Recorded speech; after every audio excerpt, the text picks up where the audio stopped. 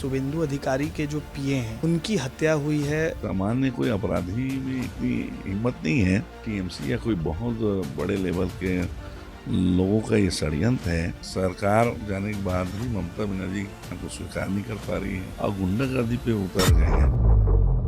300 से ज्यादा कार्यकर्ताओं को मार दिया गया है। सरकार तख्ता पलट होने के बाद अगर टीएमसी के गुंडे इतने बड़े वारदात को अंजाम दे रहे हैं, टीएमसी रिपीट होती तो ममता अभी तक इस्तीफा नहीं दी है। खिसियानी बिल्ली खम्बा नोचे। इस्तीफा देने या नहीं देने से क्या होता है? जो संविधान की दुहाई दे रहे, आज संविधान को मानने को तैयार नहीं है ममता बनर्जी। इस वक्त हम दिल्ली में हैं और हमारे साथ छत्तीसगढ़ के शिक्षा मंत्री गजेंद्र यादव हैं।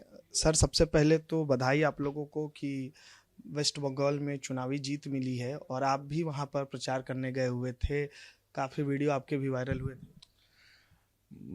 बधाई तो पूरे देश की जनता को है, विशेष रूप से पश्चिम बंगाल की जनता को है। पश्चिम बंगाल का जब रिजल्ट आया तो मैं छत्तीसगढ़ में ऐसा महसूस किया कि जब प्रभु श्री रामचंद्र जी का जब मंदिर बना तो पूरे देश में जो वातावरण बना, वैसे ही मुझे फीलिंग उस दिन भी आया जब पश्चिम बंगाल का रिजल्ट आया।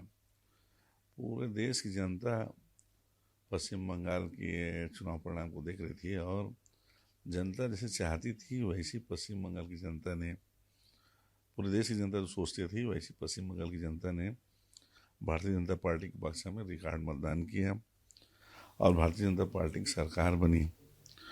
लोग इसलिए बहुत खुश हैं कि पूरे देश में जो बांग्लादेश से आए हुए अवैध घुसपैठियों का एक पनाहगार पश्चिम बंगाल की ममता सरकार थी।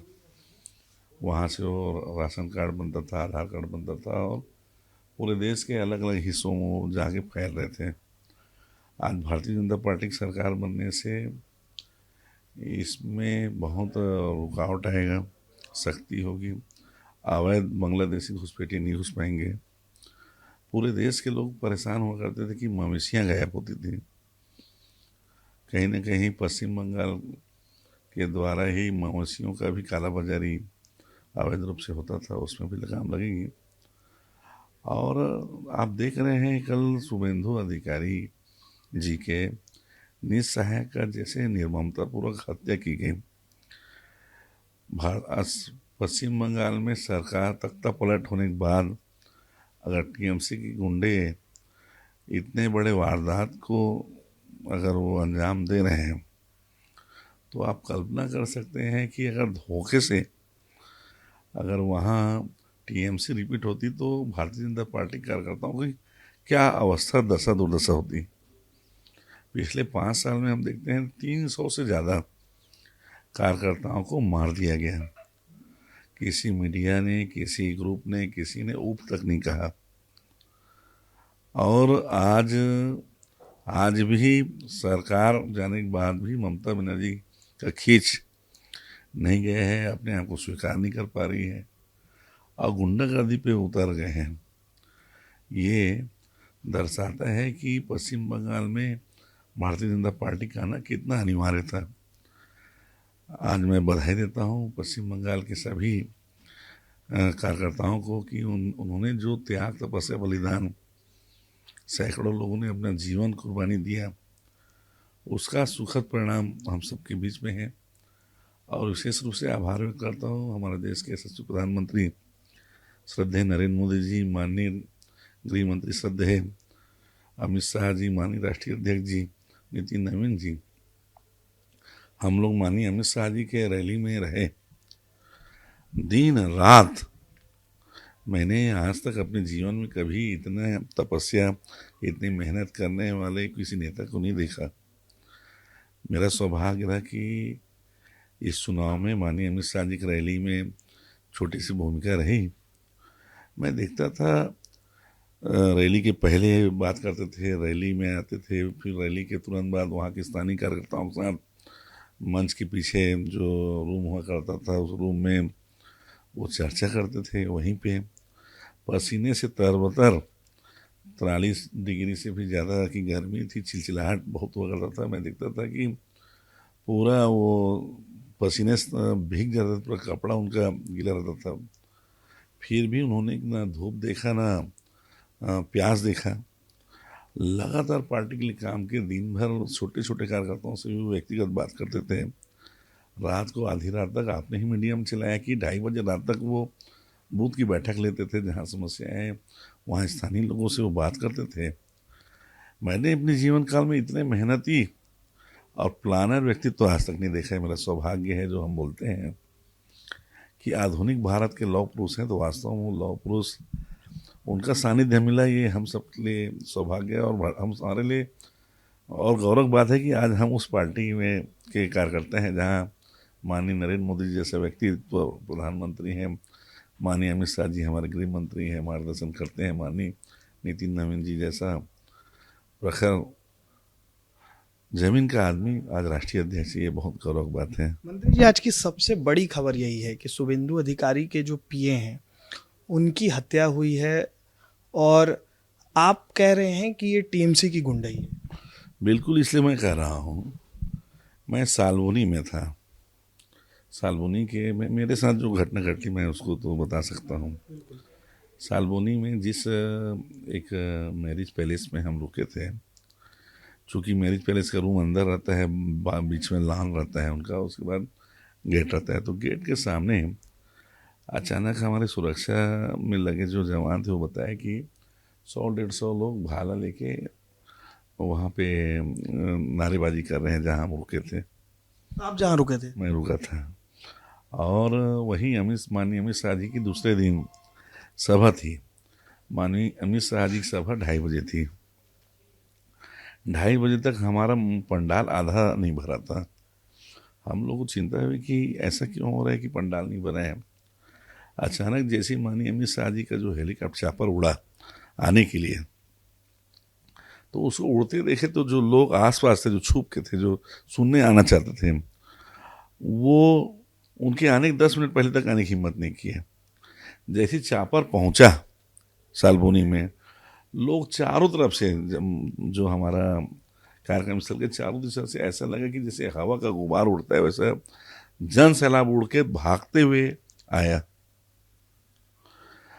तो बड़ा आश्चर्य लगा कि ऐसा क्यों हुआ कि 2:30 बजे तक जिस पंडाल लगभग खाली था, अचानक चापर आने के 5 मिनट के अंदर हजारों लोग कैसे आ गए। तो मालूम चला कि उसी दिन, जिस दिन माननीय अमित शाह जी की सभा थी सालबोनी में, सुबह टीएमसी के गुंडे घरों घर जाके बोले थे कि अगर आज आप सभा में आप जाएंगे तो आपको काट दिया जाएगा। ये उन कार्यकर्ताओं का बताना था। तो लोग पहले से आइडेंटिफाई ना हो इसलिए नहीं निकले। जैसी चापर आया तो लोगों के मन में तो था माननीय अमित शाह जी सुनने के लिए। वो जैसे ही माननीय अमित शाह जी चापर आया, लोग भागते हुए उनको सुनने आए। तो ये 2 उदाहरण मैं प्रत्यक्ष देखा, इसलिए मैं कह सकता हूँ इतना बड़ा जो हिंसा हुआ है, इतनी बड़ी घटना हुई है, एक सामान्य कोई अपराधी में इतनी हिम्मत नहीं है कि माननीय शुभेंदु अधिकारी के निजी सचिव को मार दिया जाए। मेरा ऐसा आशंका है कहीं ना कहीं इसमें टीएमसी या कोई बहुत बड़े लेवल के लोगों का ये षड्यंत्र है, जिसमें ये इतनी बड़ी घटना को अंजाम दिया गया है। आप कह रहे हैं कि बड़े नेताओं के संरक्षण में टीएमसी के? बिल्कुल, कहीं ना कहीं हुआ है, ऐसा मुझे लगता है, क्योंकि एक सामान्य आदमी तो नहीं मार सकता। सामान्य अपराधी में इतनी हिम्मत नहीं है कि वो सरकार बदलने के बाद, तख्ता पलट होने के बाद भी इतनी बड़ा कोई हिम्मत करे। कहीं ना कहीं बहुत बड़ी साजिश। तृणमूल का बयान इस पर आया है, उन्होंने सीबीआई जांच की मांग की है। अब सरकार बैठने दीजिए, 9 के बाद शपथ होगी, बिल्कुल सरकार कुछ ना कुछ तो इसमें अवश्य निर्णय लेगी।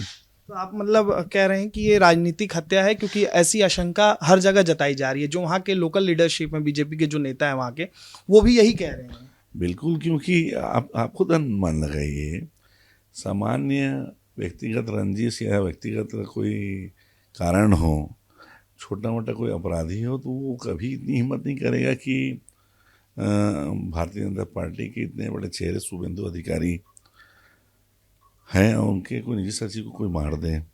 कहीं ना कहीं एक बड़ी, इसमें बहुत बड़ा षड्यंत्र मुझे दिखता है। एक आखिरी सवाल ले लेता हूँ।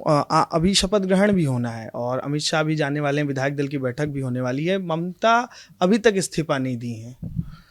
अब बोलते हैं हमारे यहाँ कहावत है, खिसियानी बिल्ली खंबा नोचे। उनके इस्तीफा देने या नहीं देने से क्या होता है, पहली बात। दूसरा मैं कहना चाहता हूँ, आप ये वही लोग हैं जब लोकसभा में संविधान की किताब लेके संविधान की दुहाई दे रहे थे। आज उनका संविधान कहाँ गया?